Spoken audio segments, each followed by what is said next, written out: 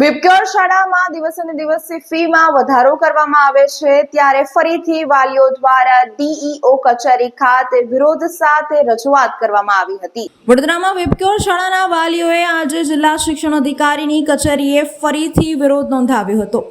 વાલીઓનો આરોપ છે કે શાળાની ફી નિયમન સમિતિ દ્વારા નિર્ધારિત કરેલા દરની સામે શાળાકર્તાઓ ડબલ ફી ઉઘરાવી રહ્યા છે।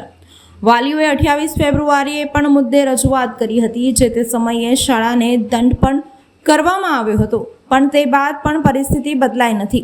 વાલીઓ દ્વારા આક્ષેપો કરતા જણાવવામાં આવ્યું હતું કે આજે સવારના શાળાના કોમન પોર્ટલ ઉપર લેટર લખેલો હતો કે ફી ભરો નહીંતર આગળની એક્શન સ્કૂલ લેશે, જેથી વાલીઓ દ્વારા આજ રોજ ડીઈઓ કચેરીએ પહોંચી ફરી એકવાર ડીઈઓ સમક્ષ પોતાની ફરિયાદ રજૂ કરી યોગ્ય કાર્યવાહીની માંગ કરી હતી। વાલીઓ દ્વારા જણાવવામાં આવ્યું હતું કે અમે છેલ્લા 8 વર્ષથી આ મામલે હેરાન પરેશાન થઈ રહ્યા છે, પણ તંત્ર આ મામલે ગંભીરતાપૂર્વક એક્શન લેતું નથી। કર્મચારીઓમાં પણ સલાહ મશવરા કરવામાં આવી રહ્યા છે, કોઈ બીજી સ્કૂલમાં એડમિશન લઈ લે પણ વાલીઓ દ્વારા આક્ષેપો સાથે આજે આક્રોશ પણ પ્રગટ કરવામાં આવ્યો હતો અને ડીઈઓ કચેરી ખાતે રજૂઆત કરવામાં આવી હતી। તો હું જસ્ટ કન્ક્લુડ કરવા માંગીશ, આટલું બધું લાંબુ there is no point in dragging things, બરાબર।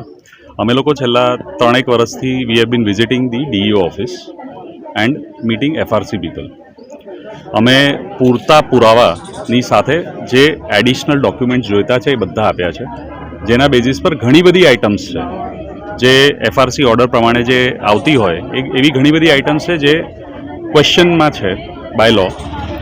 હવે સૌથી પહેલો મુદ્દો એ છે અહીંયા કે લો નામનો કોઈ વર્ડ જ નથી, ઓકે।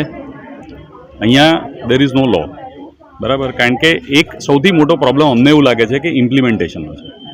હવે અમે કન્ફ્યુઝ લોટ ઓફ પેરેન્ટ્સ છે જે સ્કૂલ પાસે જઈએ તો સ્કૂલ કહે છે અમે પ્રાઇમ છે, અહીંયા આવીએ તો આ લોકો કહે છે કે અમે ગુજરાત સરકાર તરફથી માન્ય જે એફઆરસી કમિટી છે જે ડીઈઓ નિયુક્ત થયા છે, એટલે ઘણા બધા ડીઈઓ બી ચેન્જ થઈ ગયા, એટલે હું તો હમણાં જ આવ્યો છું, એટલે મેનો હિમ એન્ડ વ્યાસ સાહેબ।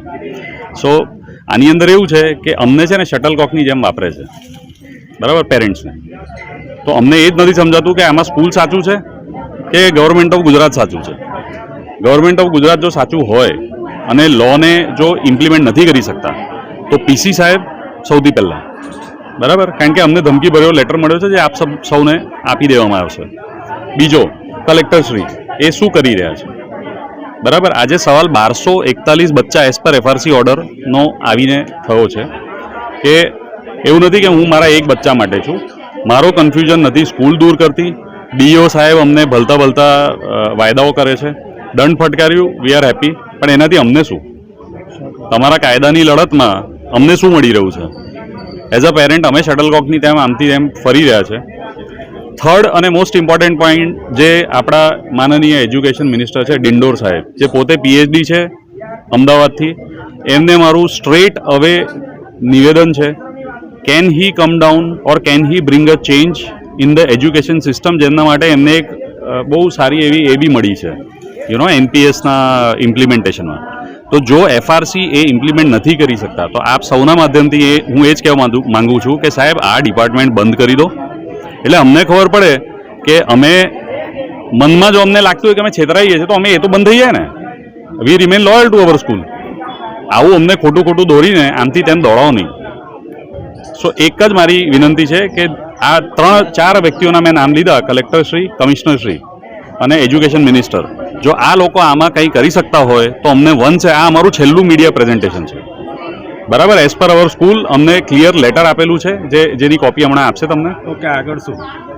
વી ડોન્ટ નો, અમે હવે આવવાના જ નથી, વી આર નોટ ઇન્ટરેસ્ટેડ। છોકરાઓનું ભવિષ્ય શું? એ હવે જો સાહેબે તો કહી દીધું કે વિપગ્યોર એકલું છે તો પછી બીજી સ્કૂલ છે। હવે જો મને ડીઈઓ ઓફિસર આવું કહી શકે તો સાહેબ પછી મારે તો એ જ વિચારવું પડે ને, હું અહીંયા ધક્કા ખાવા આવું? મારે મારા નોકરી ધંધા નથી કરવાના? વિપગ્યોર સ્કૂલના પેરેન્ટ્સ આવેલ છે સ્કૂલની અરજી આપણે હમણાં જ સ્કૂલની અનિયમિતતા અને જોગવાઈ દીપક બદલ 30,000 રૂપિયાનો દંડ ફટકાર્યો છે।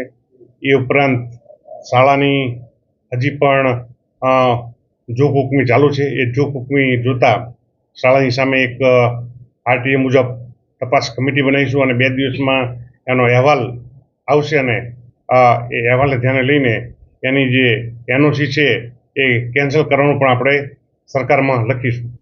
શાળાએ સરકારશ્રીના જે નિયમો બનાવેલ છે, એફઆરસીના જે નિયમો બનાવેલ છે એ પાલન ચોક્કસપણે કરવા જોઈએ. પણ આ શાળા જે સરકારના જે નિયમો બાબતે વારે ઘડીએ કોર્ટમાં જતી રહે છે, એટલે એ સંદર્ભે થોડોક ડિસ્પ્યુટ થયેલ છે. પરંતુ સીબીએસઈ હોય કે ગુજરાત બોર્ડ હોય, કોઈ પણ શાળા હોય એ સરકારના નિયમોનું પાલન કરવા બંધાયેલી છે. તપાસમાં એની અનિયમિતતા બહાર છે એ એટલે એ જોગવાઈના ભંગની દંડ બદલ જ આપણે 30,000નો દંડ કર્યો છે અને વધારે એની માન્યતા રદ માટે લખીશું. આ ટૂંકમાં સરકાર અને શિક્ષણ વિભાગ વાલીઓ અને વિદ્યાર્થીઓની સાથે છે. વાલીઓ એવું કહે છે કે સ્કૂલના સંચાલક સાથે આપને અત્યારે વાત થઈ, શું વાત? એવી કોઈ વાત થઈ જ નથી.